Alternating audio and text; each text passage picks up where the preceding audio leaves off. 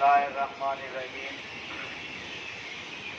اللہم صلی وسلم وبارک علی سیدنا و مولانا و حبیبنا محمد نبی الامی وعلی آلہ و اصحابہ و اطرتہ بعدد کل معلوم لک و بعدد خلقک و رضا نفسک و زنۃ عرشک و مداد کلماتک استغفر اللہ الذی لا الہ الا هو الحی القیوم و اتوب الیہ یا حی یا قیوم۔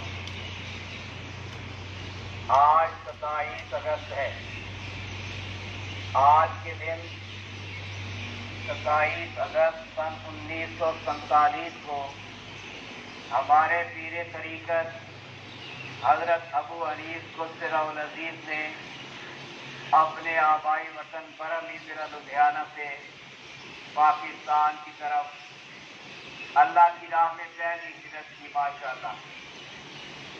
سرزمین پاک اور طالبان طریقت کے لیے خیر و برکت کی خیر و برکت، الحمدللہ۔ آج کے دن کی مناسبت سے سرکار کے مقالات حکمت سماعت فرمائیے۔ ان مقالات حکمت کی ترتیب و تزئین ہمارے شاعر سرکار ابو انیس قدس العزیز کی جملہ دفاتر کی قیامت تک کے لیے احمدہ و امین سعیدہ سائدہ طاہرہ مجد نساء صاحبزادی انیس اختر صلی محلہ بنت ابو انیس محمد برکت علی قدس العزیز نے فرمائی۔ بسم اللہ الرحمن الرحیم۔ یوم ہجرت پاکستان، امن و سلامتی سے زندگی گزارنے والا بندہ کبھی ہجرت نہیں کرتا۔ جو بندہ زندگی سے تنگ آ جاتا ہے ہجرت کرنے پر مجبور ہو جاتا ہے۔ ہجرت میں 5 چیزیں بدل جاتی ہیں: وطن، پڑوس، زبان، کسب، رشتہ دار۔ اللہ تعالیٰ نے ہجرت کرنے والوں کی شان میں یہ فرمایا، اور جو شخص اللہ کی راہ میں اپنا گھر بار چھوڑ جائے وہ زمین میں بہت سی جگہ اور کشائش پائے گا، اور جو شخص اللہ اور اس کے رسول صلی اللہ علیہ وسلم کی طرف ہجرت کر کے گھر سے نکل جائے پھر اسے موت آ جائے تو اس کا ثواب اللہ کے ذمے ہو چکا،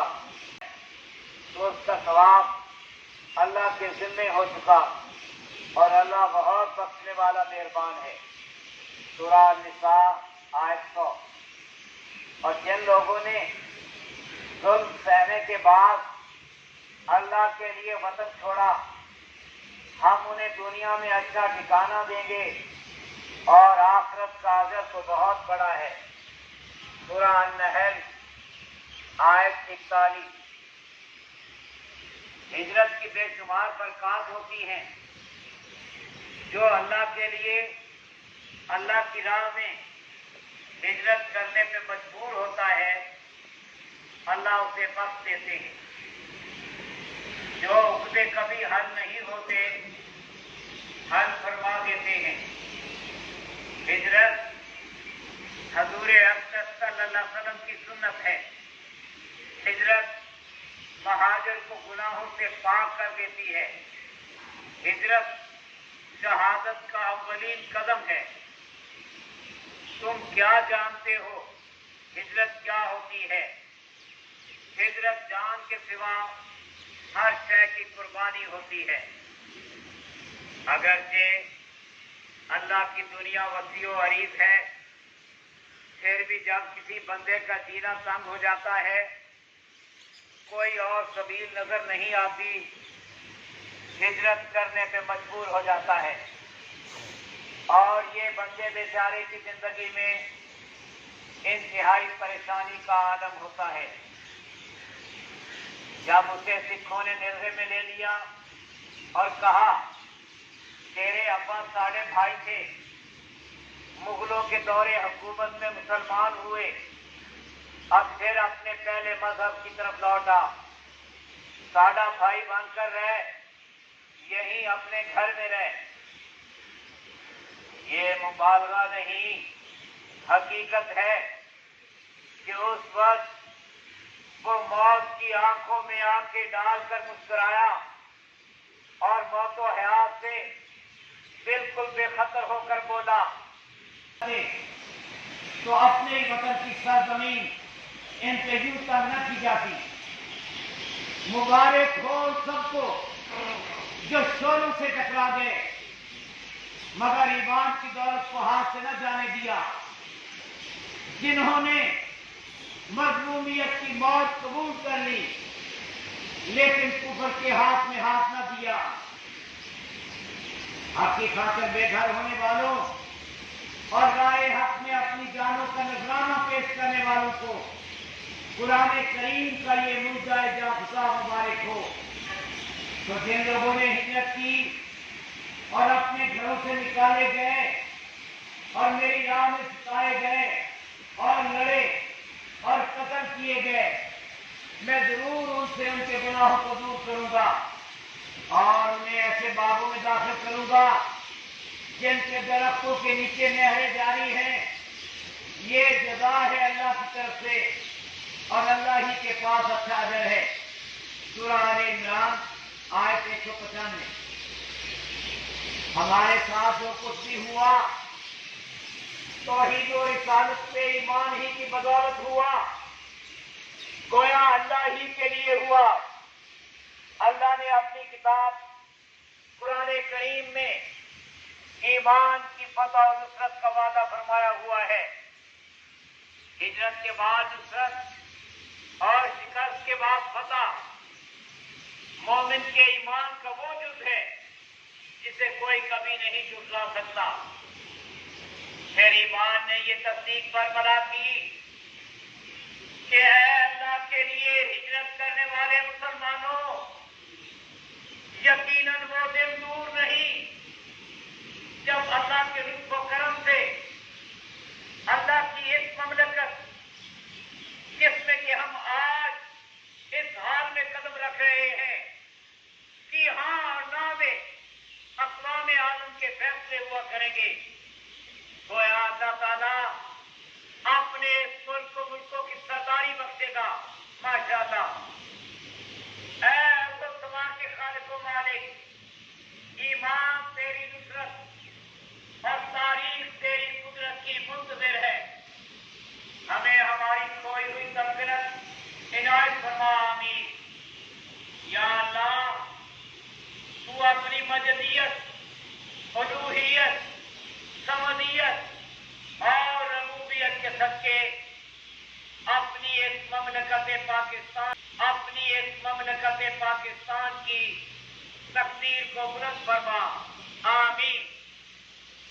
جس طرح تو نے اپنے حبیب اقدس صلی اللہ علیہ وسلم کو تمام نبیوں کی سرداری بخشی اور پھر ان کی امت کو ساری امتوں میں سے چن کر خیرہ امہ کے لقب سے سرفراز فرمایا، اسی طرح تو نے مملکت پاکستان کو اپنے سارے ملکوں میں سے چن کر اپنے لیے منتخب فرمایا۔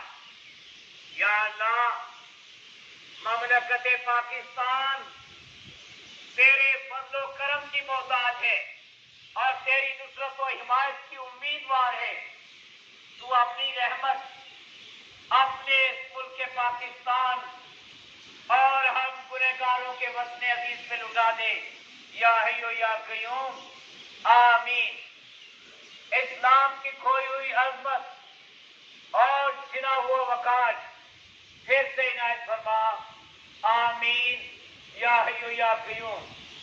یا اللہ، اپنے حبیب اقدس صلی اللہ علیہ وسلم کی ہمیشہ قائم و دائم رہنے والی نبوت و رسالت کے صدقے ہم سے درگزر فرما اور ہمیں ہمارا کھویا ہوا مقام بخش، آمین، یا حی و یا قیوم، الحمد للہ القیوم، واللہ خیر الرازقین، واللہ ذو الفضل العظیم۔